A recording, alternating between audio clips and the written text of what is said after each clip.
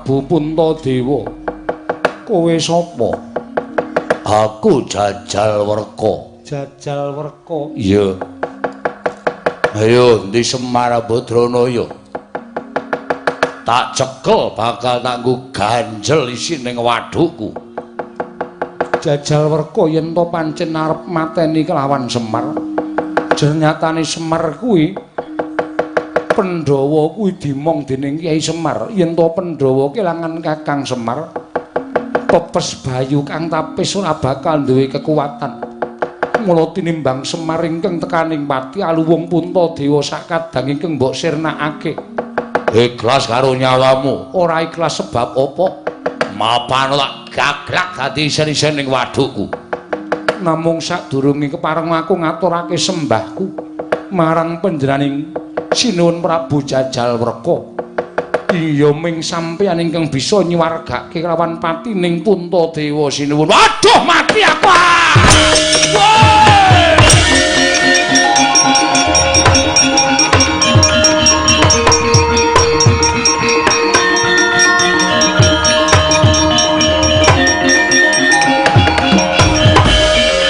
Koko Prabu inggih Yayi.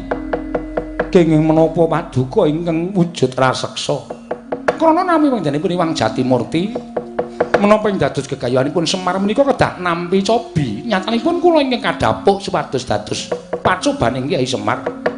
Lah kok jebul malah para Pandhawa ingkang saged nyingkiraken pacoban wujud ingkang Raka Indrawati. Setemah kula wangsul kok wujud kaya wingi-uni. Inggih Koko Prabu. Apa niatipun Semar Badranaya menika kandhas dumugi ning Batus? Mboten nggadahi niat menapa-menapa kejawi amung ngambangun desa Karangkadempel.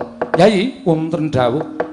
Maitra mekaten kliyanana kula manunggal wonten ing Karangkadempel. Monggo Koko Prabu kula dherekaken.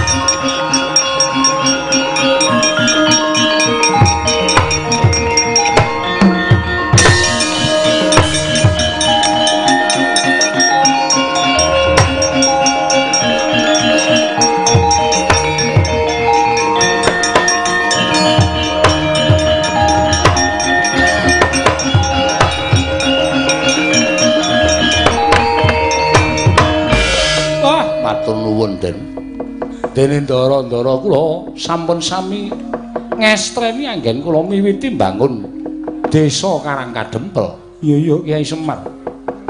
Krana kuncaraning desa Karangkadempel bakalan nyembuh wibawaning Ratu Ngamarta. Semono uga aku Kyai.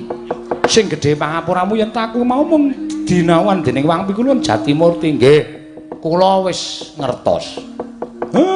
Sekar Pelemper Tangga Jiwa lan Sekar Jambu Dipa Nirmala jebul dados papan pandhelikanipun Sang Hyang Pikulun Bathari Sri anggenipun oncat sawetawis saking negari Ngamarta.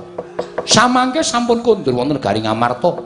Karangkadempel ingkang kinarya marga tindaking Bathari Sri wekasan mangsawang dhewe Ndara Reja mulya napa sing ditancepake isa tukul ngrembaka woh-wohane.